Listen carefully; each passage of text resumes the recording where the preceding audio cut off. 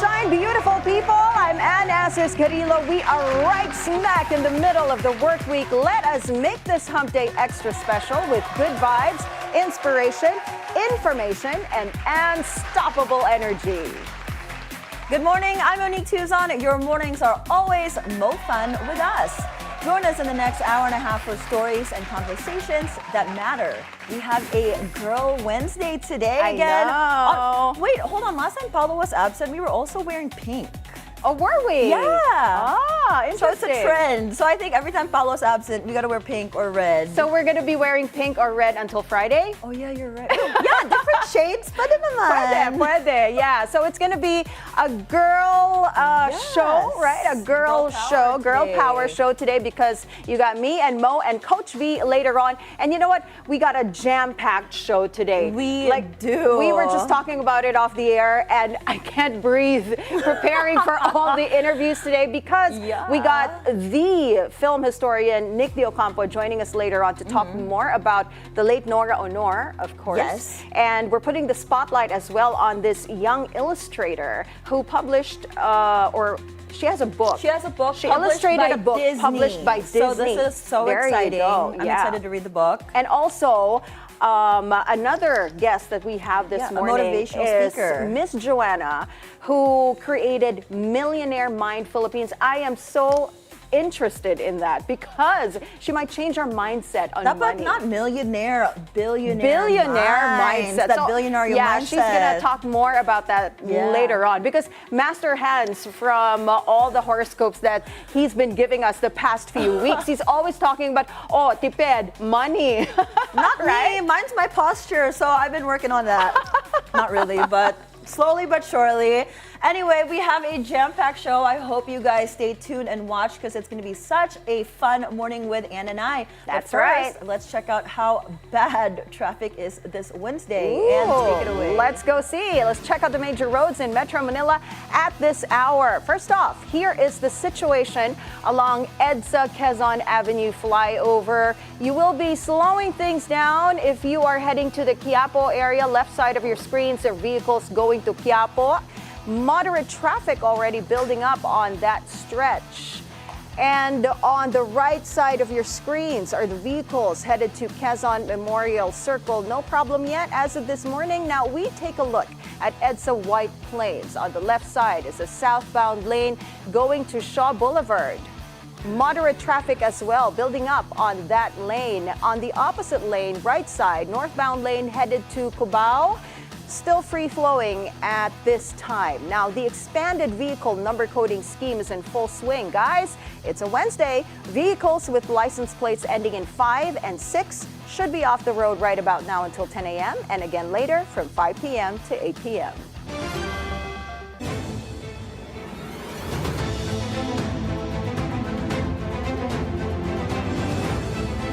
Now, what's the weather going to be like this Wednesday? Our weather girl Mo has today's forecast from Weather HQ. Take it away, Mo. Thank you so much, Anne. That sounds really nice. Weather girl Mo. Well, as of today, the Intertropical Convergence Zone, or ITCZ, continues to affect weather conditions in the southern part of Mindanao. Meanwhile, the rest of the country remains under the influence of warm and moist easterly winds. Now, due to the ITCZ, various areas in Mindanao, including Zamboanga del Sur, Zamboanga Sibugay, Davao Oriental, Davao Occidental, Sarangani, Basilan, Sulu, and Tawi-Tawi will see mostly cloudy skies with scattered rain showers and isolated thunderstorms. Now, these conditions may bring strong winds and localized flooding, particularly during heavy rainfall. Other parts of Mindanao may experience partly cloudy to cloudy skies, as you can see behind me, with chances of isolated rain showers or thunderstorms, especially in the late afternoon or evening.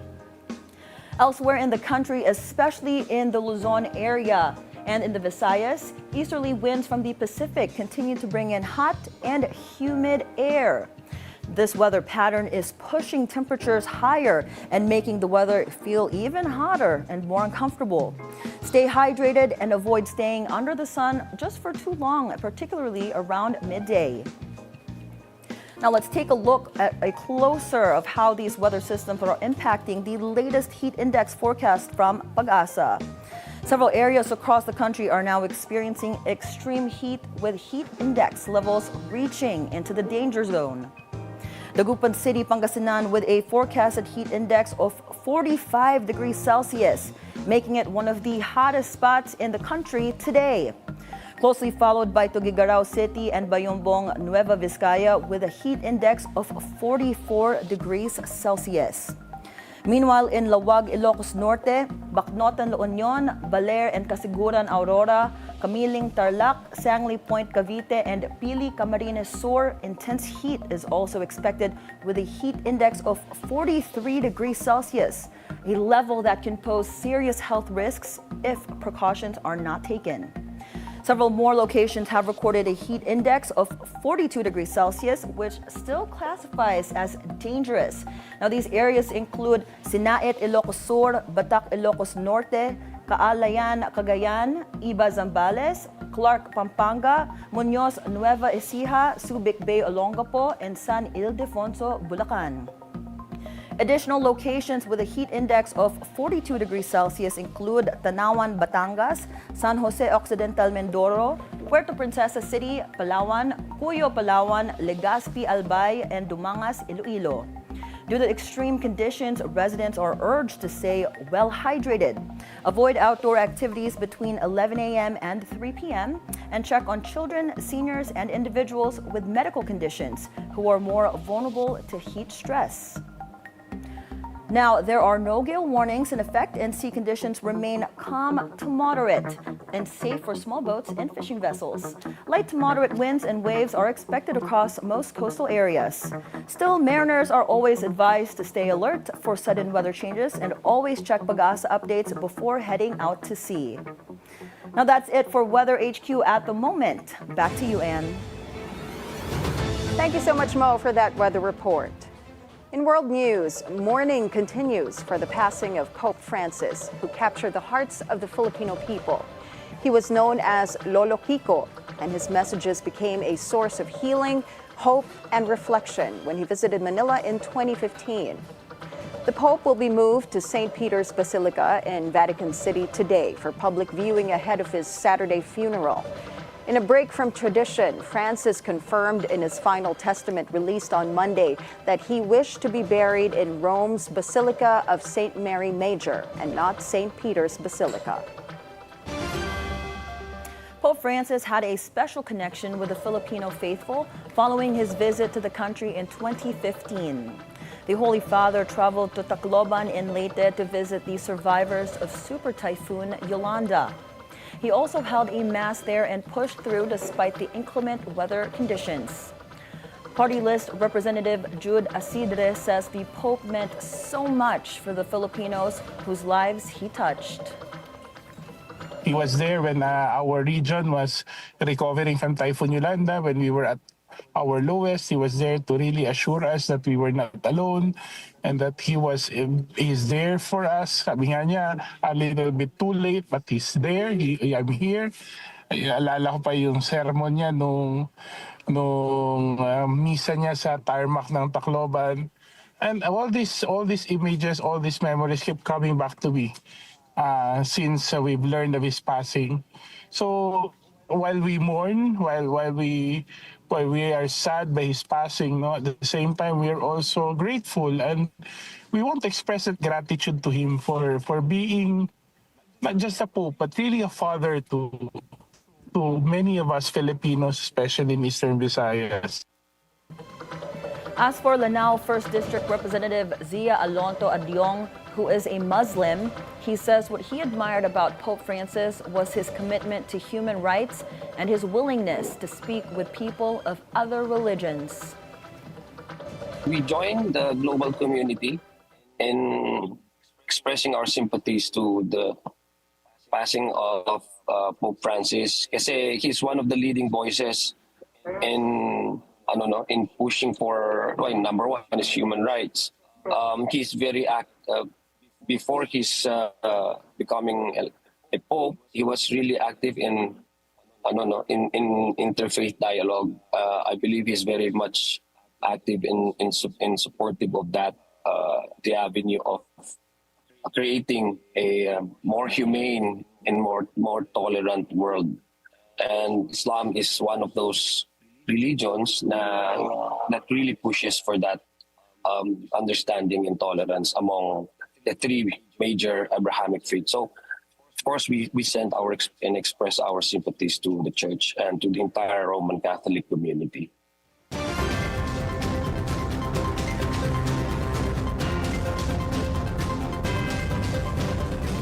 Senatorial candidate Camille Villar is challenging the vote-buying allegations against her. Villar denied the claim in a statement on Tuesday. She explains the raffle event took place on February 9th, which was before the campaign period started. The Las Piñas representative also says she is confident the COMELEC will clear her of these allegations. Villar is the first senatorial candidate summoned by the poll body after a series of show-cause orders against local candidates. She is running under the administration's Alianza para sa Bagong Pilipinas. The Solo Parents Party List files a disqualification case against Silang Cavite mayoral candidate Kevin Anarna for his offensive statements against solo parents. On March 29, during a campaign sortie, Anarna said that he would raffle out solo parents for free partners. This is not a form of punishment but as a message to everyone na huwag naman natin gawing biro ang pagiging solo parent, and dapat iangat natin yung dangal at dignidad ng mga solo parents dahil hindi biro yung pinagdadaanan ng mga solo parents. COMELEC has also issued a summons for Pasig congressional candidate Ian Sia in accordance with the Commission's motu proprio petition for his disqualification. COMELEC has issued Sia with 2 show-cause orders, and he must answer the summons within 5 days. COMELEC as well issues a show-cause order for Cabiao Nueva Ecija vice mayoral candidate Ramil Rivera for his remarks of red tagging, which falls under COMELEC's labeling provision, and his remarks against opposing candidates, which fall under the gender-based harassment provision of the anti-discrimination guidelines. Meanwhile, Makabayan candidates file a complaint against NTF-LCAC Executive Director Ernesto Torres. Na-monitor po namin at mayroon kaming mga ebidensya na siya mismo ay nag-red tag kay Representative Arlene Brosas, na ito po ay umani ng maraming reaksyon, mga death threats at kung ano-ano pa. Kami po ay humihiling sa COMELEC na kagyat na imbestigahan at mahinto ang ganitong klase ng red tagging at political harassment and discrimination against us. According to COMELEC, they will not refuse to charge any election offense or disqualification case against any candidate. The vendors' party list pushes back on the disqualification order issued against them. The petition submitted by Contra Daya states that none of the group's candidates represent vendors or any marginalized sector. Their defense is that a person does not need to be in a marginalized group for membership in a party list. Sa desisyon nga po ng Supreme Court sa atong paglaom versus COMELEC, sabi po ng ating Supreme Court, hanggat merong isang qualified nominee, hindi maaaring makancel ang registration ng party list. At alam po ninyo, kung ang isang tao ay naniniwala na hindi kwalipikado ang isang party list nominee, meron pong nararapat na kaso na dapat i-file. Hindi po ito complaint for cancellation. Dapat po nag-file sila ng petition to cancel the nomination. The party list adds this can be classified as political harassment because of all the party lists, they are the only ones targeted. Contra Daya has said before that they are in the process of filing complaints against other groups. It just so happens that the vendors' party list was the first one. Buti sana kung meron kaming sapat na financial na recurso para matukoy yung lahat at ma-file ng disqualification case lahat ng 86 na na-flag namin. Siyempre, simpleng tanong lang, nasaan kaya ang sagot ng vendors party list noong February 2025 nung nilaunch namin ang aming dataset. Kasi kung susuriin sa aming dataset mula pa noong Pebrero, may mga issue na kaming ni-raise, hindi lang sa vendors, party list, kundi sa iba pa. Ngayon lang nila piniling sumagot at yung parang sinasabi pa nga ay sinisingle out daw sila. Siyempre, kailangan may masampulan. Contradaya adds that it is time to question the interpretation of the Party List Act because the voices of the marginalized in Congress are being dominated by the rich and powerful. VP Sara is confident about winning her impeachment trial. The vice president is currently visiting her relatives in Cebu. While there, she prepares for her defense against complaints of betrayal of public trust, graft, and corruption, and other charges brought against her by the House of Representatives. Hindi ko naman masabi no kung ano yung preparations ng mga abogado sa impeachment. Pero nung pag-uwi ko galing The Hague ay nag-meeting kami dahil isa din yon sa mga inaasikaso ko. At sinabi nila that they are more than confident in winning the impeachment trial, impeachment case. In the same interview, she admits that she had no intention of campaigning this midterm election. However, the arrest of her father, former President Rodrigo Duterte, changed that.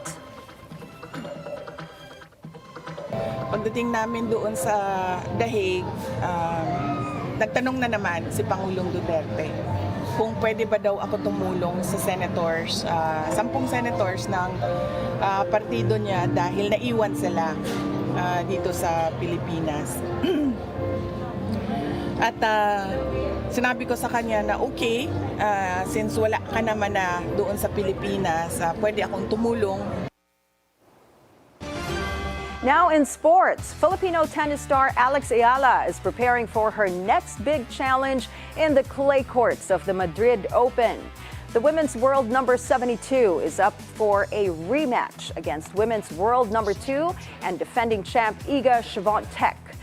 That round of 64 showdown is scheduled for Friday, April 25, Philippine time. The Polish superstar was among the 3 Grand Slam champions Ayala defeated at the Miami Open last month. And the Filipino sensation is looking to stun Swiatek yet again, who is a 4-time and the reigning French Open queen. Meanwhile, Asia's best pole vaulter, EJ Obiena, is ready to go all out for his next assignment in China. The men's pole vault world number 4 is set to compete in the Shaman leg of the Diamond League this weekend. Pole vault king Mondo Duplantis is among the other athletes expected to compete in the upcoming outdoor event. BNC's The Scorecard caught up with Obiena in Cavite during one of his training sessions, and he says he's gradually making the necessary steps to achieve his next goal, completing a 6.10-meter jump. Yeah, I believe so. I mean, I knew back in 2023 when I jumped 6 meters, I could jump 6'10". It's, you know, I'm very unfortunate. I hurt my back in 2024. It takes some time to getting back into shape, I would say, and really it's more getting used to being able to run in my last few steps. Because of my back, I wasn't able to do that. So we're adapting.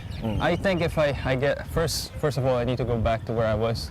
And then from there, we hit 6'10". If it's possible, I believe so. I mean, if it's not, I wouldn't be training this hard. In entertainment, superstar national artist Nora Aunor's loved ones say their messages one last time before the late actress's state funeral yesterday. Emotions poured heavily as they remember their final moments before Nora passed away. She's been suffering with COPD for a long time. At kinakaya niya. Dahil ayaw nga niya eh. Ayaw niya. May nag-aalala sa kanya. Drain na po kami, sa totoo lang. Sobrang sakit ng nangyari. And siguro naman po na-witness niyo, pati sa mga interviews. Siguro masasabi ko lang na mahal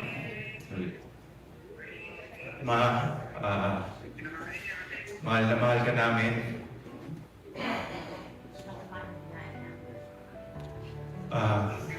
Alam kong mapayapa ka na. Kasama mo na ang Panginoon. Sana gabayan niyo kami lagi. Kaming magkakapatid, pamilya mo, kaming mga mahal mo sa buhay.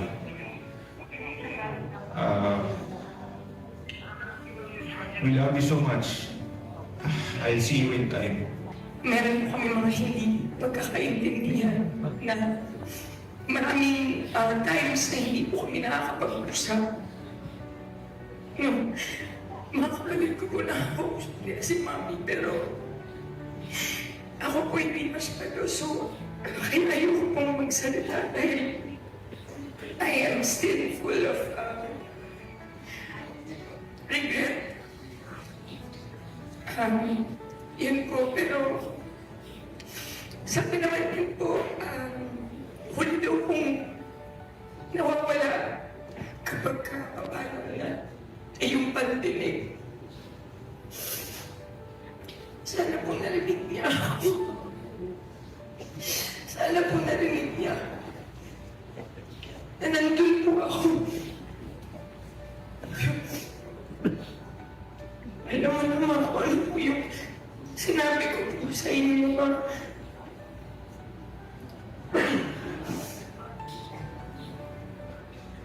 Mahal na mahal ko po kayo.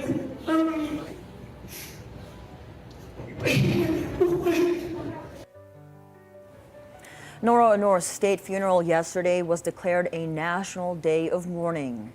Artists close to the superstar like Imelda Papin attended her burial at the Libingan ng Mga Bayani.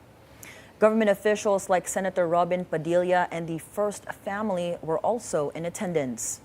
But those among those who paid their respects were Nora Aunor's loyal fans who found love and inspiration in the humble superstar. Alam mo, naging inspirasyon to ng maliliit na tao. Pwede palang mangarap. Naku, Ate Guy, pinayak mo na naman ako. Yun lang, kaya lahat ng mga tao nabuo ito. Hindi mo akalain ng tatanda na bakit nandito pa. Kasi naging inspirasyon eh.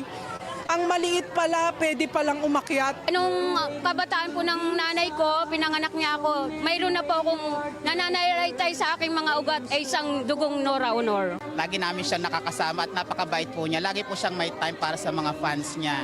At hindi po siya nakakalimot magpasalamat sa lahat ng mga fans. Mahal ka namin. Alam kong masaya ka na. Love you. Mama Guy, love you. Nora Aunor was a force of nature and a pop culture fixture since the 60s until her very last breath. As we mourn the death of an icon, we remember her works and understand her mystique. Joining us via Zoom to talk about the legacy of Philippine cinema's one and only superstar is filmmaker and film historian Nick Deocampo. It's a beautiful day, Nick. Welcome to the show. Hi, good morning, and thank you for inviting me. Nick, you know what? Very few stars have shown as brightly or as enduringly as the one and only superstar Nora Aunor. Nagsimula siya selling water at a train station and then becoming the very first Filipino actor to win an international acting award in a major film festival. Her journey has been nothing short of extraordinary. Now, Nick, can you tell us, what is it exactly about Nora Aunor that made her a superstar to the masses, to the point that there was Nora mania during her peak?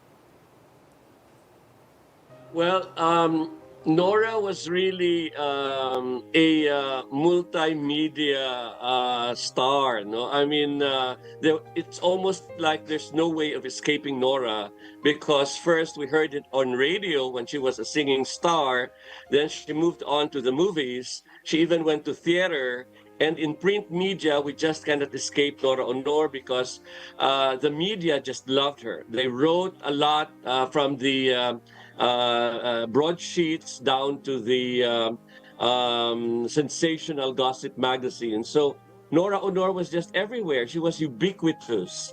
And the most important thing, I guess, with Nora is that she was able to deliver and was in her best best performance in all of this media.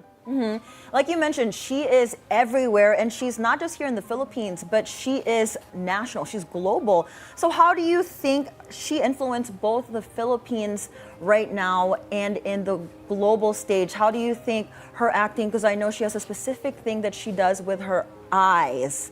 I just learned that this morning. But how do you think she influenced acting here in the Philippines and abroad? I was really witness to her sensational reception, especially in Hawaii.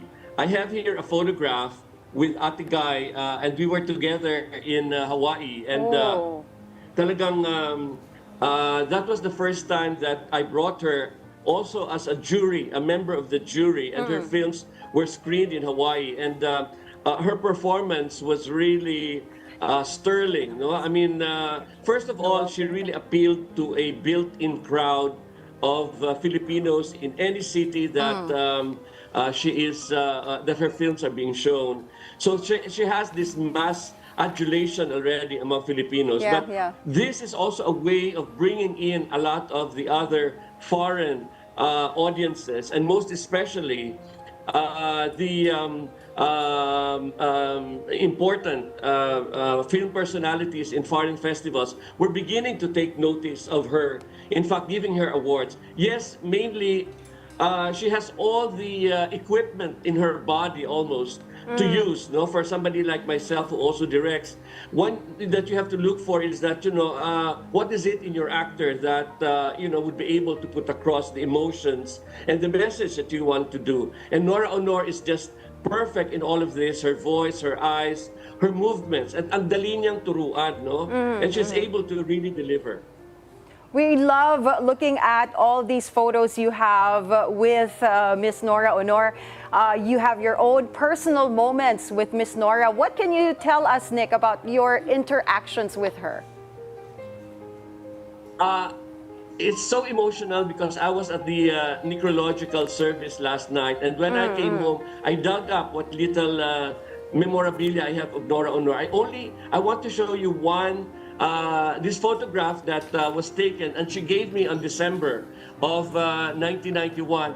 And behind it, she wrote a letter to me. And this is so emotional for me because this is the only letter I've got from her. Well, it's of course, it's a note behind the photograph. But you can really see her kindness, her gratitude. Ang laking pasasalamat niya that I was able to help promote her in international festivals like the Hawaii International Film Festival, where I think that was the only time she sat in the jury. And to be in the international jury is a highlight of any career, of a film personality. I also brought her to Belgium, where she won, I guess, an award for Flor Contemplacion. So these are all my personal insights. And in this letter, she was full of gratitude and really very happy that I was able, somehow in some part of her life, I was able to help her, promote her, long before she's been promoted recently in international festivals. Now, Nick, what would you say your top 3 Nora Aunor movies would be? Okay, for me, Himala is really phenomenal. It's really phenomenal. And then it is interesting to see also that at the age of 23, in a film that she produced herself, which is Tatlong Taong Walang Diyos, this is very important. Her performance already shown at that point. And then medyo tie ako sa 3rd place kabali with Bona and Minsay Isang Gamu-Gamo. No? So I'm really thinking of around 4 or 5 films. But any of these films is really excellent. Oh, there's another film with Lino Broca, Inaka ng Anak Mo. So Nora really was merely outstanding. I mean, long before we talk about method acting, long before we think of Stanislavski acting, she was there. She was inherent as an actress and a performer. Were there any specific performances or roles that you believe best captured her genius? If there's one film that you could pick or a role. Oh my gosh, that's hard. That's really hard. Nora can really deliver a performance from a very quiet and what Ismael Bernal called acting-less performance in Himala. That one is a phenomenal accomplishment because the Filipino idea of acting is that we overperform. Ang laki ng mga gestures, ang iingay, talagang iyakan to the max. Nora Aunor accomplished none of this, but instead registered a totally different terrain or topography of acting, no? Masyadong subdued, quiet, very slow acting. And she did it. And she held us on that big screen, you know, throughout almost 2 hours of performance, acting less almost. She was really perfect in this. And on the other hand, she's got films that were very histrionic, very dramatic. Inaka ng anak mo with her baboy, you know, hayop, you know, all those actings that she had, including her final climactic performance in Bona, where she poured hot water on Philip Salvador. These are all gems in Philippine acting and in Philippine cinema. Really, absolutely, you know, the best moments of Philippine acting on the Filipino screen. Nick, I want to put the spotlight on the Guy and Pip love team because I remember this so well. Alam mo, when I was a kid, my lola would regularly watch talaga Superstar on RPN 9. And yung mga tita ko talagang kilig na kilig sila dun sa Pip and Guy love team, which of course, in case some of our viewers are not familiar with the Pip and Guy love team, it's Tirso Cruz III and Nora Aunor, right? That was such a phenomenal love team in the Philippines when it came out. Now, how do you think this on-screen partnership influenced Filipino pop culture and the concept of love teams in Philippine cinemas now? I was witness to that because I was a teenager in Iloilo, you know, before I came to Manila. And I was engaged in fist fights, in sabunutan, you know, a young high school student, you know, escaping his class, the usual things that you do, all right? And when Nora Aunor and Pip arrived in Iloilo, we were right there at the front waiting for her, you know, come out of the ship, you know. And how did it really influence? There were love teams earlier. There's the Amalia and Romeo Vasquez and Susan Roses and Fernando Poe and all that. But nothing beat Nora and Pete, Guy and Pete, mainly because one, their first appeal was really through singing. And you know naman, with our love for karaoke right now and all that, Filipinos love anybody who can sing. Suddenly you become part and it breaks all the social relations. It's a breakthrough. So for Nora Aunor with that golden voice and matched by Pip, also with his very handsome looks. So you've got a perfect formula for popularity. But Nora Aunor exceeded that. You know, her singing career was only a preparation. So suddenly she was loved by the entire nation.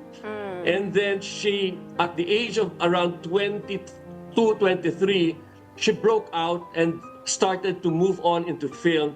And that was the greatest gift she had to the Filipino culture, primarily to cinema, because suddenly we discovered one of the greatest actresses of all time in the figure of Nora Aunor. So she was a singing sensation. She was an acting phenomenon.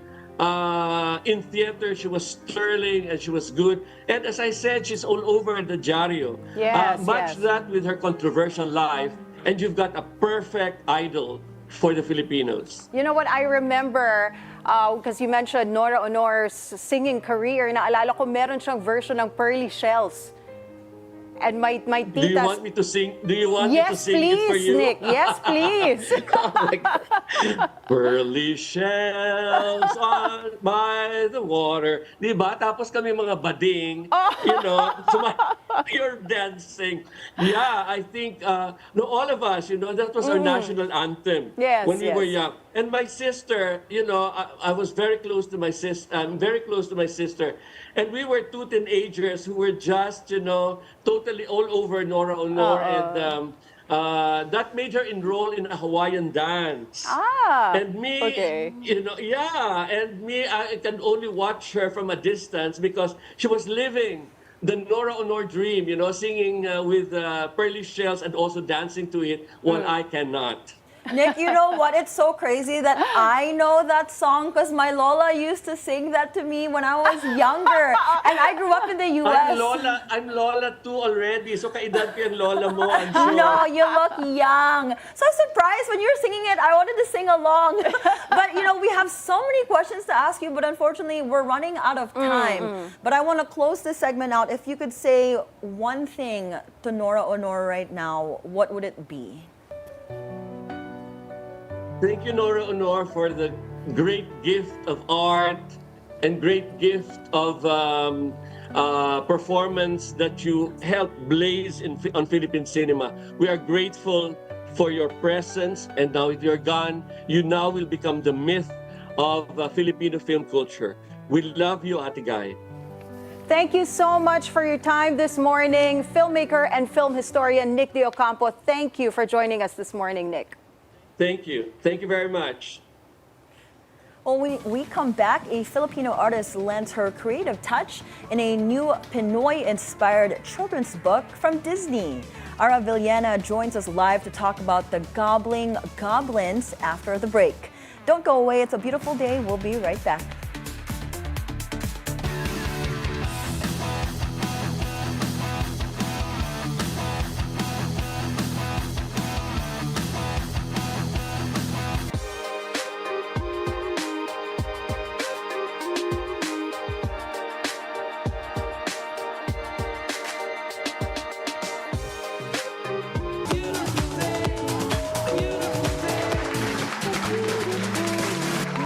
The legendary Quiz Master is back. We heard you, so we're bringing back intelligence to Philippine TV with Billionaire Quizbee.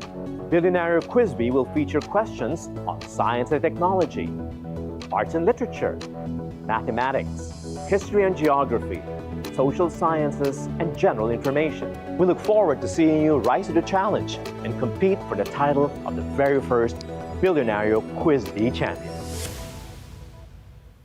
Good evening, I'm Pinky Webb. The questions. What did you uncover? Nakita natin yung sa IPO. There was a violation of Section 8 of Republic Act 9511. The issues. Is there a problem with that, the present setup of the syntax? The reason there's a 5% increase is because of inflation. We clarify matters. All these government agencies were actually the lowest. That's why it has to be, I hope that it will be addressed. Pinky Webb is always on point.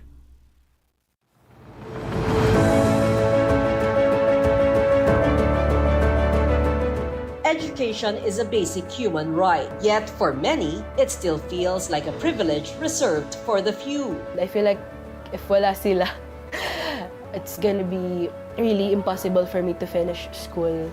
We're not that financially capable of sending me to schools. For those who walk a harder road, it remains a distant dream, one they fight for every day. Sobrang laking tulong po niya sa akin. I really don't think that I would survive my entire college life if not for this scholarship. How does one rise above it? DBP considers education as an important advocacy. We have started providing these scholarships in 2008. We'll share real stories of resilience overcoming adversities experienced by the scholars of the Development Bank of the Philippines. Catch Pay It Forward on April 28 at 8:30 p.m. only here on Billionario News Channel.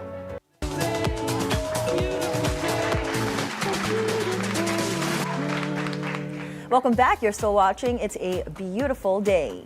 A new children's book from no less than Disney is introducing a touch of Filipino mythology to the world. And our guest today is one of the creative minds who helped bring the story to life. Joining us to talk about the Gobbling Goblins is award-winning children's book artist Ara Villena. Hi, Ara. Good morning. It's a beautiful day. Hi, good morning. Good morning, Ara. So I think it's amazing what you're doing, illustrating a Disney book, no less.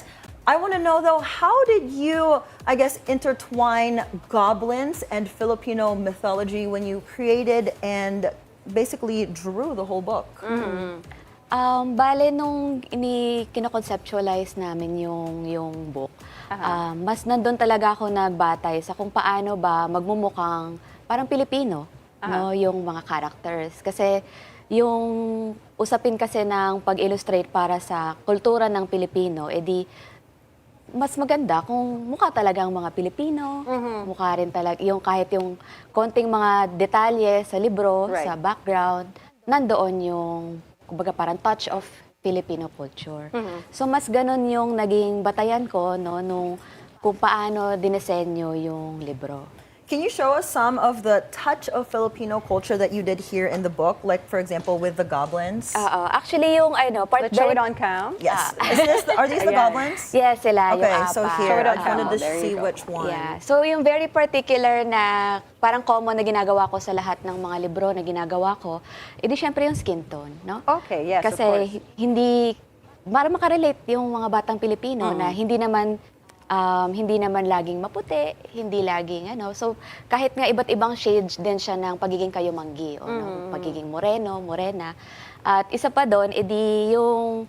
Ako kasi, personally, pag nag-illustrate ako, dahil ako ay kulot, okay, karaniwan yung mga characters na dinedesenyo ko, kulot din. Kulot din yung hair. Okay. Kasi karaniwan, di ba, para iniisip lagi yung diretso ang buhok, gano'n. Pero madaming kulot sa Pilipinas eh. Diba? Kaya, that's true. Kaya, or mga straight, tas gusto magpakulot. Opo. Ako, masaya naman ako sa pagiging kulot ko. Kaya ayun yung in-incorporate ko sa character design. And then particularly yung isang character, si Tito, ito yung parang Tito siya. Okay. No? Ang binanggit lang kasi yung mahilig siya mag-music, mahilig siya sa... Parang siya, probinsya, parang siyang mahilig sa probinsya. Okay, okay. So, nung dinesign ko yung character ni Tito, nisip ko sa probinsya, mga magsasaka. Kaya yung little hat niya ay parang yung sombrero ng mga magsasaka. So, kahit yung niya, yung tsinelas niya, di naka-tsinelas siya, pero naka-medyas. Okay. So the characters are really, you illustrated them para magmukha talaga silang Pinoy. And kasi wala tayong goblins dito sa Pilipinas di ba? So ginawa mo rin Pinoy, yung itsura ng mga goblins. You know what, Ara?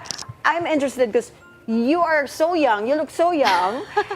How did you get into illustrating? Ito ba talaga yung path na gusto mong i-take? Since you, I know broadcast communication ka right? From UP Diliman.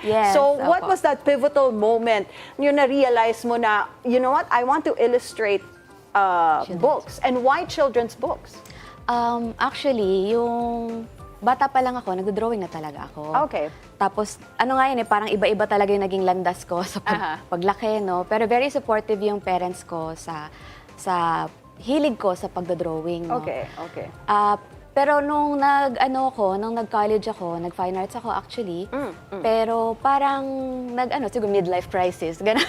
Midlife crisis? Ay, hindi pala. Bata pa pala ako nun. Pero kumbaga, hindi mo pa talaga alam kung ano yung gusto mong maging. So, interesado ako sa iba't iba pang mga iba't iba pang mga trabaho. Mahilig akong mag-work with people. Kaya ako nagdesisyon na lumipat sa mass comm. No? Actually, yun nga, broadcast communication yung tinapos ko na kurso. Kaya medyo familiar ako sa ganitong setup. Pero eventually, parang first love, na gusto ko pa rin pala talaga mag-drawing. Pero nung time na yon, edi wala pa akong parang style, wala pa akong, hindi ko pa kilala yung sarili ko kung paano ako illustrate. Pero ang nangyari, noong 2013, nasa mass-comm ako, kumbaga, nung nagdesisyon ako, na gusto ko bumalik sa sining. Pero anong klaseng art? Yes.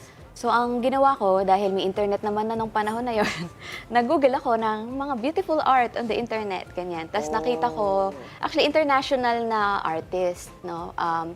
Based siya sa Australia. Tapos sobra akong nagandahan, na-touch, doon sa libro niya.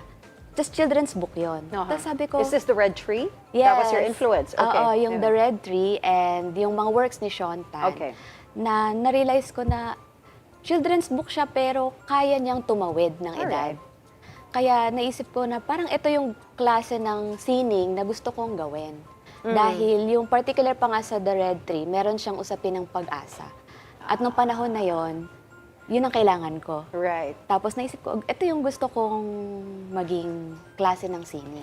E di syempre, dahil nasa abroad yon, sabi ko, ano itsura ng children's book industry dito sa Pilipinas? Kasi nasa Pilipinas ako eh. Yeah. So nag-research din ako. And then dahil nagdesisyon ako, edi nag-research ako tungkol sa mga organisasyon, sa itsura ng children's book industry dito. Nagbasa ako ng mga children's book kasi hindi naman ako masyadong lumaki sa local children's books. Mas novels talaga yung binasa ko. So hindi ako masyadong familiar. Tapos yun, nagtuloy-tuloy na. I fell in love with it. Okay. Hanggang sa eventually, nagkaroon ako ng advocacy about mental health. Tapos yun na yung naging parang simula nung pag-develop ng estilo ng paggawa ko ng artwork. You mentioned earlier you didn't have a specific style when you were just starting out. Yes. So what would you say your style is now when it comes to illustrating? Ngayon, edi masaya lang. Very colorful. Oo, di katulad nung nabanggit ko kanina, yung tema ng pagkakaroon ng pag-asa, yun na halos doon na umiikot yung gusto kong i-portray sa illustrations. Right. Edi dahil may background din ako sa TV or sa parang konting video production, nahilig din ako sa mga pelikula. Kanina pinag-uusapan natin si Nora Aunor. Yes, Yes. napanood ko yung mga binanggit ni Sir Nick. Okay. Na, kumbaga, yung parang cinematography, yung lighting. Tapos nung in-apply ko na siya sa illustrations, doon na siya umikot na parang paano mo i-illustrate ang pag-asa.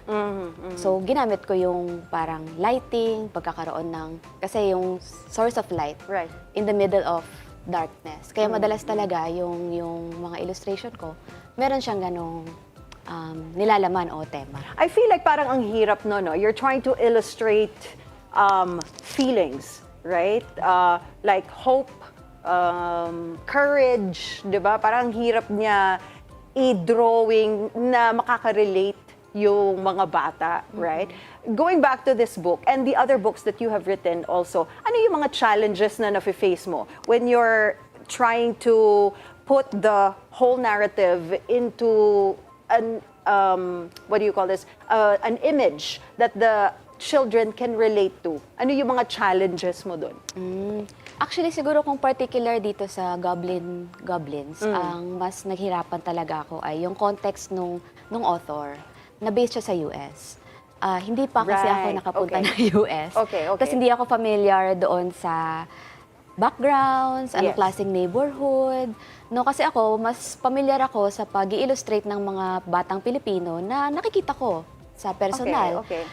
Pagka nag-i-illustrate ako ng nakaugat sa kultura at komunidad, as much as possible, pumupunta mismo ako doon sa komunidad para makita ko kung ano yung itsura ng mga bahay, ano yung itsura ng mga kabataan, ano suot nila. Kasi paano sila makaka-relate kung hindi nila nakikita yung sarili nila doon sa illustration. So, yun ang nahirapan ako dito sa Gobbling Goblins kasi wala akong ganong experience. Tapos kailangan ko talagang magtanong doon sa author tsaka sa Disney kung anong klaseng neighborhood ba yung parang pinagbabatayan nito. Hindi ko rin alam kung kunyari yung mga OFW or yung mga based talaga sa US, anong klaseng neighborhood yung titirahan. You collaborated with the author, si Micah Lianeza, right? In this project and the Disney publishing team as well. Kamusta yung experience mo with them? Actually, masaya naman. No? Masaya naman bukod sa kailangan ko lagi mag-English. Kasi I worked with foreigners bukod kay Micah. I think she's Phil-am. So. Pero did they give you like the freedom to do your own thing sa pag-illustrate ng mga characters, the goblins and everything? Okay. Ano sila, bale, meron silang konting mga illustration guides, pero mostly talagang hinayaan nila ako. Okay. So they gave you free rein. Yes. Oo, kahit sa character design, halos wala na silang feedback about it. Okay. Na-enjoy naman nila. Yeah, tas, mas yung ano lang, yung mga specifics lang naman, katulad nga ng kung anong klaseng neighborhood, yun yung kinonsult ko sa kanila, like reference photos, and yun, so mas ganun yung naging working relations namin. Tapos very accommodating sila, very open sila doon sa ideas nung pag-interpret ko doon sa libro. No? Kasi may ano din talaga, may freedom akong mag-illustrate na siguro ang maganda sa kanya, karaniwan kasi pag dito sa Pilipinas, madami tayong mga libro na very much realistic yung style. O kung Right, hindi right. realistic yung style, kumbaga itim yung buhok ng mga bata, ganon. Tapos, pero dito, kumbaga medyo nag-try akong mag-go out of that, yung ganong klaseng pag-i-illustrate. Na hindi ako masyadong sanay, hindi ako sanay mag-illustrate ng mga characters na pula ang buhok, green ang buhok, yung ganon. Pero sabi ko, So it was a challenge for you, no? Challenge accepted. kumbaga. Parang Disney yeah. naman to. So, Yeah. siguro ma-accept naman nila yung pagiging parang creative. Yes, yung, yes. dun sa pag-i-illustrate. Ara, you know, everybody dreams of working for Disney some way, somehow, whether that be singing, acting, voicing a Disney princess, or like in It's your a dream case, come true. Yeah, illustrating for Disney. So what does it mean to you as a young Filipina artist to illustrate for a Disney publication or published book that highlights Filipino folklore? Actually, masaya lang naman. Parang mas ganun lang naman yung naisip ko kasi ibig sabihin lang nun for me, kaya. Kaya siya ng mga local talents natin dahil napakayaman ng pool of talents talaga natin dito sa Pilipinas. No? So, mas ganun lang siguro yung para sa akin at na-enjoy ko siya at kakaibang experience din siya. And hopefully, hindi lang ako yung nag-iisang magkaroon ng ganitong klaseng opportunity kasi napaka-talented talaga ng mga Filipino illustrators. That's right, that's right. Now, Ara, for those who want to get a copy of the book and reach out to you, where how do can we they get a find copy? you? Yeah. Actually, ang alam ko po sa Amazon, pa lang siya available, tsaka sa online, sa Penguin.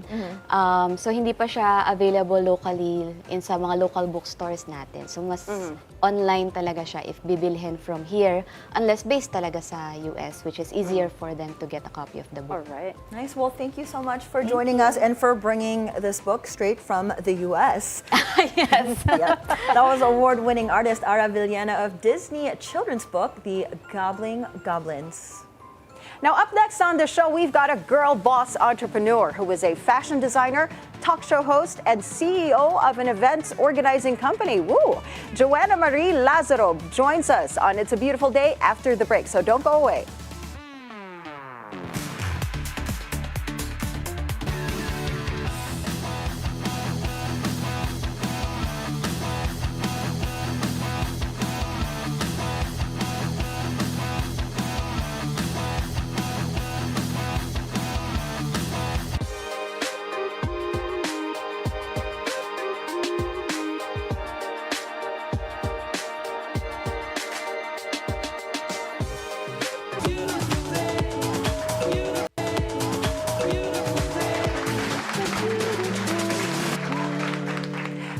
And welcome back. You're still watching It's a Beautiful Day.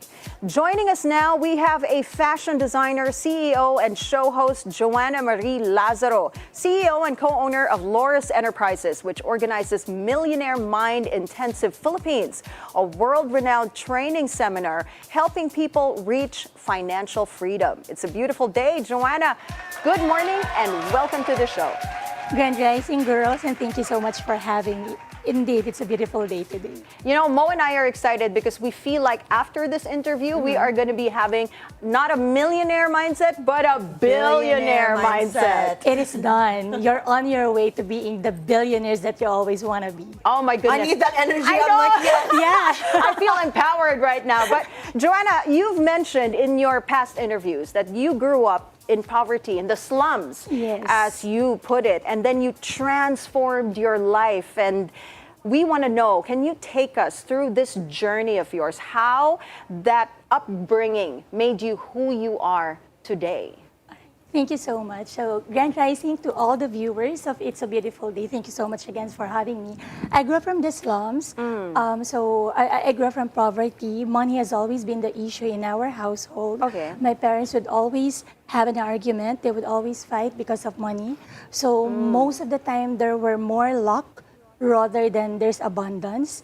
And because, you know, in that kind of environment, proper mindset, having the rich mindset, thinking of life differently, it doesn't exist at the time.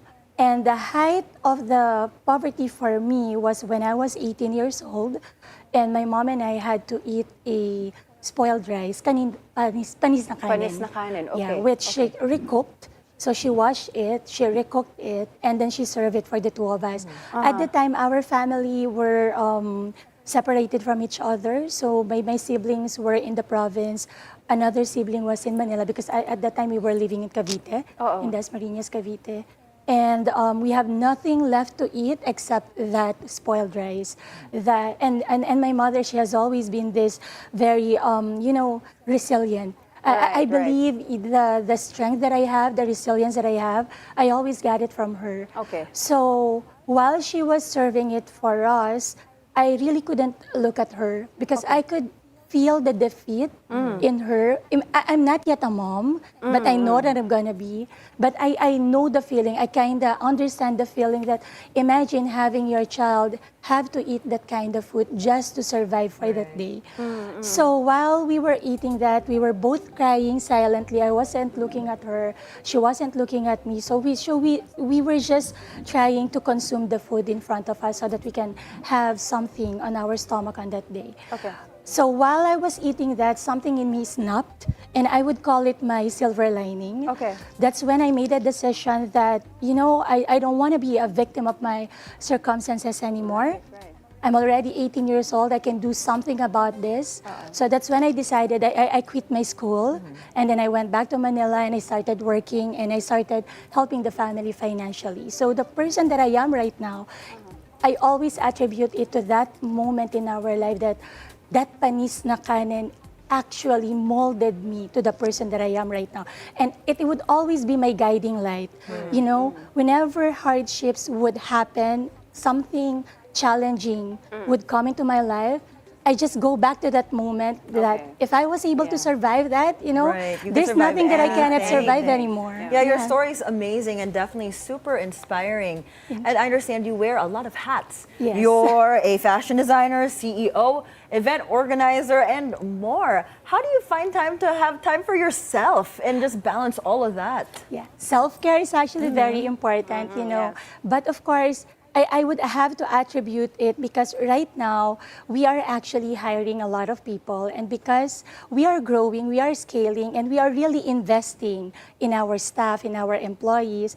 That gives us that gives my business partner and I some time actually to take good care of ourselves. So there would be instances that we won't work on a weekend, we will go on a vacation, and then we will tell each other, okay guys, I'm going on a vacation, I'm going out with my husband, so we won't bother each other. So we really have to be intentional. I think that's the word. I just have to be intentional that I should always have a me time. Like I would go to my skin clinic to have my pamper time. I would always have my massage at least once a week. So those are the things that I do so that I can take care of myself. And I love going to the mall just to buy stuff, you know.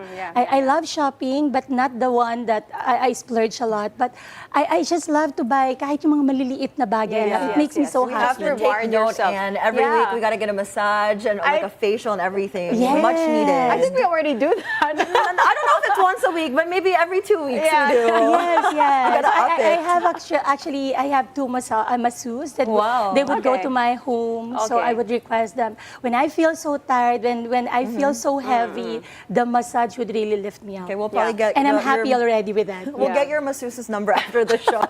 Because you're helping a lot of people, and you won't be able to help other people if you cannot love yourself first. Exactly. Right? As we always say, you cannot give from an empty cup. Exactly. Yeah, so we always have to fill our own cups first and then give from our overflow. Right. Joanna, can you tell us more about Loris Enterprises and Millionaire Mind? I am curious. Billionaire mindset. Billionaire mindset. We're officially changing it today. We're officially changing it. But yeah, Millionaire let's do that. Mind, we want to know more about this. Yes, okay. Loris Enterprises, we are an events organizing company, and for the past 20 years, we have already helped transform the lives of more than 30,000 people here in the Philippines. We are doing seminars, workshops, and trainings related to personal growth and professional development. So one of the events that we do is the Millionaire Mind Intensive, which is actually an international event. So also because of the MMI, we also have the National Achievers Congress, the Cash Flow 101 workshop, and Unmessable Takeoff Summit, our company is also the one who brings international speakers and trainers to the Philippines. So if you're familiar with Robert Kiyosaki, Gary Vaynerchuk, Vishen Lakiani, Ken Honda, and a lot more, it was our company who actually brought them. So that's what we do. We make personal education very accessible and very affordable to the Filipino people. Because imagine, for you to actually meet them, you have to go out of the country. You have to pay for your airfare, your hotel, plus of course the tickets. And the tickets would cost a lot. But because of what we're doing, it's a part of our mission, actually an advocacy. Because I am a product of personal development. My life changed because of personal development. So that's why I made it my personal mission also, that I want to share personal education to a lot more people, because if I can do it, definitely a lot more people can do it, only if they invest in their own personal growth as well. I want to touch base and talk more about that millionaire mindset. Let's talk about that. How do we get from point A to point B? And give us some tips on the show. Yeah, Millionaire Mind Intensive is actually an international event created by T. Harv Eker. So he's the best-selling author of the book Secrets of the Millionaire Mind. So I believe more than 20 years already, and this event is actually happening around the world, and millions of people have already benefited from this seminar. It started here in the Philippines in 2016. That was the first time that we brought it. So it's all about the psychology behind money. Okay, the secret psychology about money. So in the Millionaire Mind Intensive, it would allow you to actually see what was happening behind you. So what were the beliefs, what were the limiting beliefs that you have, and what are the things that actually sabotages your success. It actually like a mirror. Like you will be given a mirror and you would see exactly what's happening. Why are you struggling with money? Why is it that despite you're already earning a lot, you're still struggling financially? So the Millionaire Mind Intensive would actually help you uncover and discover those things, and it's going to give you the tools so that you really can change your life. And when does this event normally take place here in the Philippines?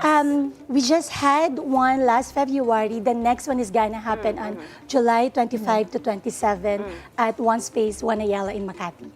So it's a 3-day event. I want to touch on that when you mentioned, financial literacy, like understanding your money and really controlling your finances, right? That is your passion. That is what's being taught here in your seminar. What are the common misconceptions about money that you see mostly in the people who attend your seminar? Ano yung mga misconceptions about money, finances, expenses, and how does the seminar address these misconceptions? One of the things that I would always hear from other people, and I used to say this as well, because these are the things that I always hear from the people around me, especially from my parents, mahirap kumita ng pera.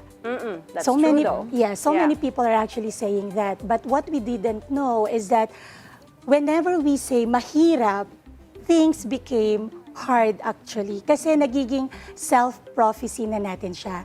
Tayo mismo yung nagdi-dictate na mahirap talaga kumita yung pera. Kaya kahit na gano'n pa yung hard work, all the OTs that we are doing, we won't really have the financial success that we have, because in our mind, we actually believe mahirap kumita ng pera, and money is the root of all evil. So that's why even if you're earning a lot of money, you see money as the tool for you to be an evil person. But what we don't realize is that money is just an amplifier. So meaning, if you're already a bad person, it would only amplify kung gaano ka kasama. Kung mabuti ka ng tao even before, magiging mabuti ka pa rin even if you have a lot of money. You know, for our viewers who are just starting their journey towards financial independence, financial freedom, what are practical steps that they can do para, to make their money grow? Makaipon pa sila ng more money to have that millionaire mindset. Ano yung mga practical ways that you can suggest? First and foremost, change our mindset. Second, change our language. So I think that would be the best 2 things that we can do. And third, if you find it hard to actually do, there's a lot of trainings and seminars. And even go ka lang sa YouTube, just go to YouTube, and there would be a lot of information there provided on how you can actually change your mindset and language around money. All right. Thank you so much for your time this morning, Joanna. I wish we had more time because we have so many questions to ask her. We're trying to learn ourselves. Exactly. But we will follow you on your socials, and thank you again for joining us this morning, CEO and serial entrepreneur Joanna Marie Lazaro. Thank you. Thank you so much. We've got more stories for you after the break. Stay with us. It's a beautiful day. We'll be right back.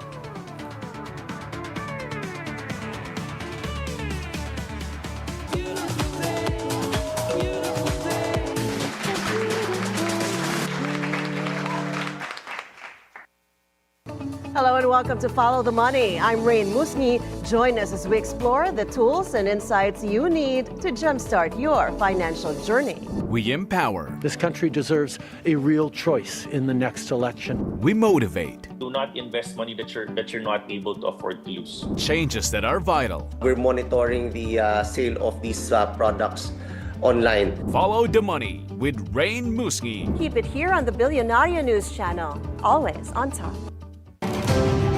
From the filing of candidacies until the last ballot is counted, your newest trusted news source, BNC, the Billionario News Channel, will be at the forefront to guide your decisions and guard your vote. Tune in to BNC's Election 2025 special coverage.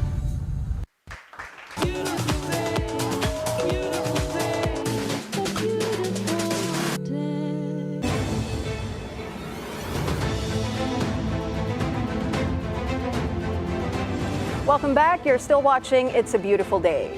A magnitude 6.3 earthquake struck off the coast of Sarangani, Davao Occidental on Tuesday evening, according to the Philippine Institute of Volcanology and Seismology, or PHIVOLCS. Initially reported at magnitude 5.7, the tectonic quake was later upgraded to 6.3. It occurred at 6:17 p.m. with a depth of 109 kilometers beneath the seabed. The epicenter was located approximately 287 kilometers southeast of Sarangani Island. The tremor was felt at varying intensities across nearby cities. Intensity 3 was experienced in Maloongon, Sarangani, and General Santos City. Intensity 2 in Tupi and Coronadal City in South Cotabato, and Kiamba in Sarangani. Intensity 1 in Maitum and Malapata and Sarangani, as well as Palimbang in Sultan Kudarat. PHIVOLCS noted that aftershocks are likely to follow the quake.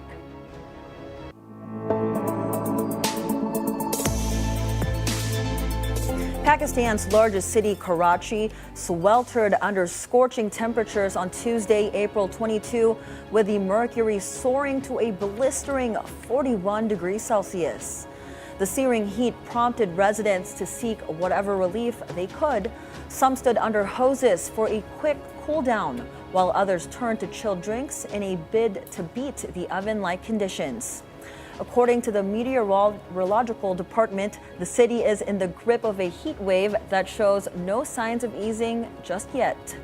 Temperatures on Wednesday, April 23, are expected to remain 4 to 6 degrees Celsius above average for this time of the year.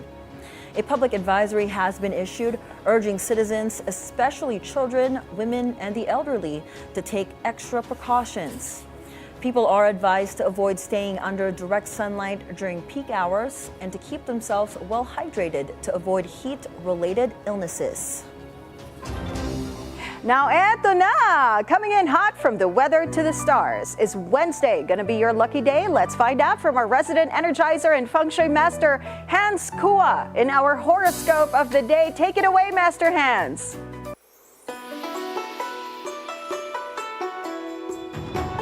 Good morning! It's a beautiful day with me, Master Hans Kua. Ito po ang horoscope for today, Wednesday, April 23. Para sa mga pinanganak ng Year of the Rat, ang pagiging maaga sa trabaho ay magbibigay ng good impression kay boss. Yellow at 5. Para naman sa mga Year of Dogs, iwasan ang labis na pagpupuyat upang mapanatiling malusog ang katawan. green at 1. Kay Tiger naman tayo, ugaliin magbasa ng label sa pagkain upang malaman ang tamang nutrisyon. White at 7. Kay Year of the Rabbit naman tayo, maging maingat sa pagpirma ng kontrata. Basahin itong mabuti. Pink at 6. Kay Dragon naman tayo, iwasan ang masyadong matatamis na pagkain upang mapanatiling malusog ang kalusugan at katawan. Purple at 9. Kay Year of the Snake naman tayo, huwag magmadali. Bigyan ng tamang oras ang bawat task upang magawa ng maayos. Orange at 4. Ito naman kay Year of the Horsey. Mag-focus sa tamang pagkain at sapat na tulog at pahinga. Gold at 2. Kay Year of the Ship naman tayo, maging bukas sa mga bagong oportunidad na pwede magtulak ng magandang career. Silver at 8. Kay Year of the Monkey, uminom ng sapat na tubig upang maiwasan ang dehydration. Yellow at 3. Kay Year of the Rooster naman, huwag magmadali sa paggastos. Pag-isipan muna ang bawat bibilhin.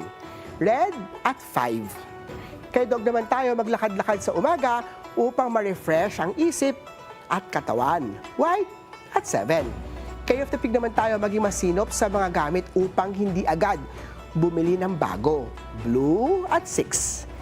Ako po si Master Hans Kua. Paalala lang ito po'y patnubay lamang.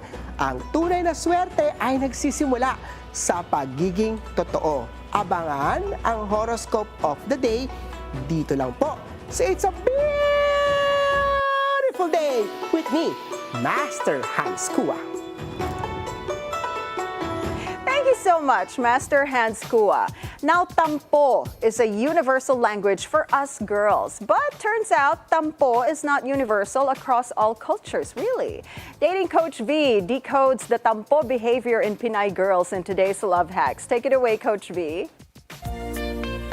Love hacks, we got you. No need to be sad. Hey, good morning, loves! It's a beautiful day. Coach V here, your go-to love solution provider, bringing you a brand new way to level up your love life. Welcome to Love Hacks. And today's episode, oh boy, it's a full-blown cultural collision. We are talking about tampo, as in T-A-M-P-O, aka the silent treatment, the emotional walkout, the mysterious cold shoulder that comes with zero warning but very clear vibes. If you're a foreign man dating a Filipina or just a man, you've been asked before siguro, no? Is she mad or is she just quiet? Congratulations, you're already too late. Let's read the story. I get that tampo is a Filipino thing, but does tampo ever get better? My Filipino girlfriend and I were driving out of town, long trip, quiet car. Apparently, she was upset I didn't buy the right kind of rice earlier that week. Now she's in full-on tampo mode, silent, distant, unreadable. I stop by a beach to stretch, ask her to walk with me. She frowns, shakes her head, classic no. I walked away, the car locked, alarm goes off. Now she thinks I trapped her, embarrassed her on purpose, and says I did it to control her. I thought she'd grow out of it, but it's only getting worse. You see how big of a problem happens when you forget the rice when it comes to Filipina? The wrong rice. Let's talk about tampo, my love. Tampo is not a tantrum. Tampo is an emotional protest. It's quiet, passive, and wildly confusing to men, especially to foreign men. Think of it like this. In the West, di ba, people fight sometimes loud. In the Philippines, we fight in silence. She won't argue, she'll go mute. She'll make you guess, and that's your punishment. Did you know, loves, that tampo is a culturally embedded behavior often used when someone feels hurt but doesn't feel safe expressing it directly? In short, it's an unspoken pain, served cold. Now, here's the real kicker. The deeper she loves, the stronger the tampo. But if you don't decode it, you're gonna crash the whole relationship. So how do you handle tampo like a love ninja? Eto na, loves. Number 1, validate mo muna. Validate first. Don't investigate. Nako, don't say, why are you like this? Say, I feel something's bothering you. I care and I want to understand. Yan, sweet ang dating. Number 2, don't match the silence. You go silent too? That's what you call Cold War. Instead, break it with a warm humor or a light physical touch like a hug, if she's open to it. Number 3, apologize smart. Say sorry for the emotion caused, not just for the event. I'm sorry for how it made you feel, not just for forgetting the rice. Ganyan ang linyahan. Syempre, don't forget to mention the rice. Bonus tip, my loves. Filipinas are raised around non-confrontational culture. That's why tampo is not manipulative. It's just familiar. But that doesn't mean it's healthy, So, set boundaries pa din. You can say something like, love, I want us to be a team. When something's wrong, I want you to talk through with you. Can we try that? Coach V, but what if the women, they don't want to talk at all? Because you know they're tampo. They're really tampo. If they're Yes. extra tampo, should you give them like maybe 5 minutes to calm down Give or them 30 space, minutes? I think. And Give then them talk to space. them. And They need space. one of the things that we've also noticed, this is very universal. Food. Bigyan nyo ng food. Bigyan nyo ng rice. You know that reel? You know that reel on TikTok where this guy, because the girl is tampo, plus she's on her period, so she's init ulo and everything. And then he's from a distance, he just throws chocolates. Yun.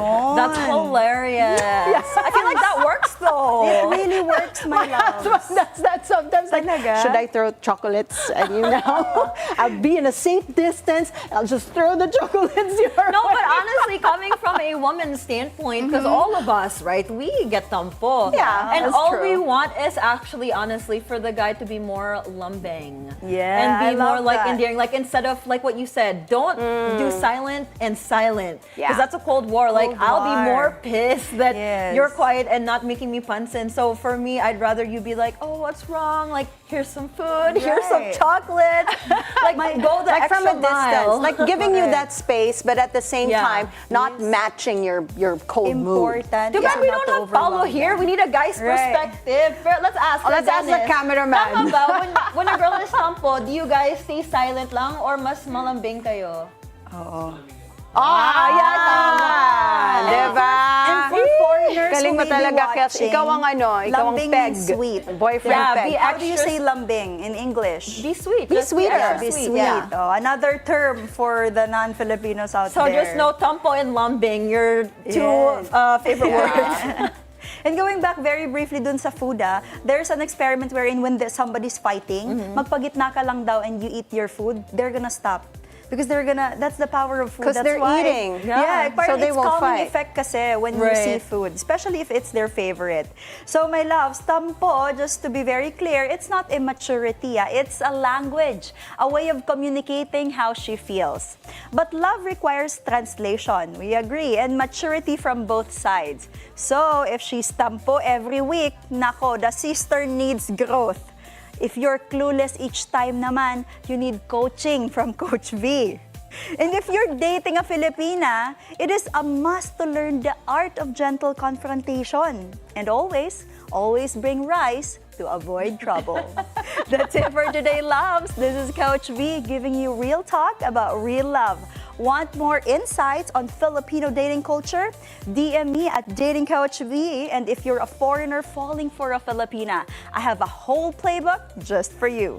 Join me again tomorrow and have a beautiful day. I feel like kaya sila nag-away because the guy bought the wrong rice. Shirataki rice ang gusto ng girl. She's on a diet. No, Japanese rice. The good Japanese sticky rice? one. No, if my guy brought me like the regular rice and I'm eating all shirataki, I'm gonna be tampo. Whoa, really? Yeah, Alvin, take notes. Shirataki rice only. And now the foreigners are more confused because before the rule is just bring rice. Now bring specific depends. rice. There's different kinds of rice. Brown rice, red rice, black rice, Exactly. Japanese rice, the Japanese- different kinds of there's- Filipino rice. Yeah, meron pang malagkit, right? Yeah, the one they use right. for champurrado. Correct. And the Yeah. rice that she wants from a specific province in the Philippines. So, AKA, guys, know your rice. And not know just- what rice your woman eats. Or not just the grains, meron pang keto rice like the cauliflower nako, rice, diet right? sabi ng Shredded cabbage foreigner, rice. Sabi ng foreigner, let's just break up, my love. I don't understand your rice anymore. But if you truly love the girl, you will understand Learn what she and consumes, right? You're Her right. diet It's like and learning everything. another language, learning what kind of rice. It's called rice language. Exactly. Yeah. There are 6 love languages pala, not 6. And we I have- mean, not 5. Yes, and we have 12 rice languages in the Philippines. But Coach V, what is the #1 trend have you seen in Filipino women? Why they get tampo the most? Yes. So one of the most common trends with Filipina, that's why they get tampo, is when they said something before and then they try to check on you and you forgot. Like for example, I'm gonna say, love, yeah. I want to go to, say, like a Japanese restaurant. And then the next day, the husband or the boyfriend goes, where do you wanna eat? Let's go to like maybe a Spanish or something.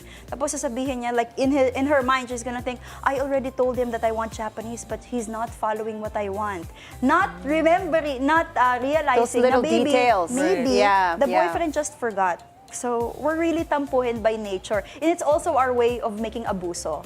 You know, it's making, making, I want to feel loved. So Yeah, I'll yeah. let me be tampo today. But is there a fine line between tampo and being manipulative? Because I feel like you can get manipulative if you're too tampo and tampo all the time. Absolutely. Just like what we said kanina, if the tampo is always na lang, hindi lang once a month or once a week, like every day you have tampo, baka we need to grow. We need to grow up. Yeah, and everyday tampo, that's just out of line. Yeah. Right? But some people make tampo to be cute. Right. Some women Yeah, do. but to be loved. overdoing it is just, nah, it's too much. Right. Yeah. They might, the foreigners might say, oh, this is no longer tampo, this It's is not already tampo anymore, it's- attitude. And it's acting already. You're just really acting out. You're not tampo anymore. Because So just tampo once a week. Yeah, you just feel once a bad week because he wasn't lang. able to do something that you Right. wanted Or him to remember do, something. right? Pero if you're just acting out like, oh, kunwari, I'm tampo, just to get his attention, Are that's you totally ladies different. tampuhin? Are you ladies tampuhin? I'm tampuhin. How about you both? Nag-isip. Anne's like, yup, that's why Alvin has to throw you chocolate. No, only because maybe, when you have your period or... Ah, yeah, that's different though. At Like, my age, yeah. with Tampo is all the strongest. hormonal changes, you get those mood swings. So sometimes for some reason, I just don't feel like talking to anyone. So that's when the time he gives me that space and then throws the chocolates. Right. For me, I'm not really tampuhin Yeah, it because looks I'm like very you're not. direct. I say Yes, what I you are. feel Yes, all the you time. are. So Yeah, you'll know. yeah. But if I make tampo, it's like in a cute way. So Yes. not in a bad way. How is a I cute feel. tampo? What does it look like? Like, oh, babe, I'm gonna miss you. Don't leave me today. That's my arte. That's Si acting na pala. It's arte. Oh my Another goodness. concept that we I can thought that talk was about next tampo. year. Oh my God, this whole time I've been saying it wrong. It's not tampo. That's tampo kaya then you're like, sad That's na. pa-cute. Yes, true. Whatever, that's my tampo. In Filipino, terms, diba? That's not tampo, that's pa-cute. Pa-cute to si Mo. Yeah, whatever. I'm always cute. Thank you so much, Coach V. We learned a lot again today, and we'll join you again tomorrow. Another exciting topic. Another girl power show. I know. So thank you guys for joining us. That is it for us this Wednesday, April 23. I'm Anne Asis-Carilo. Make moments unforgettable by not making tampo, choosing joy, and spreading love and kindness wherever this day takes you. And I'm Monique Tuzon. Have a great Wednesday ahead. Join us again tomorrow at 7 a.m. to 8:30 a.m. only here on It's a beautiful day!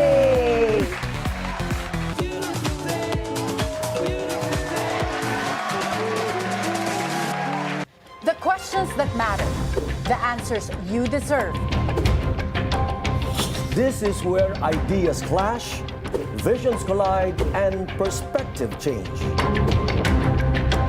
Join us live, unfiltered, uncompromising. Your opinion counts. Abogado, Thursday. 8:30 p.m. only on Billionario News Channel.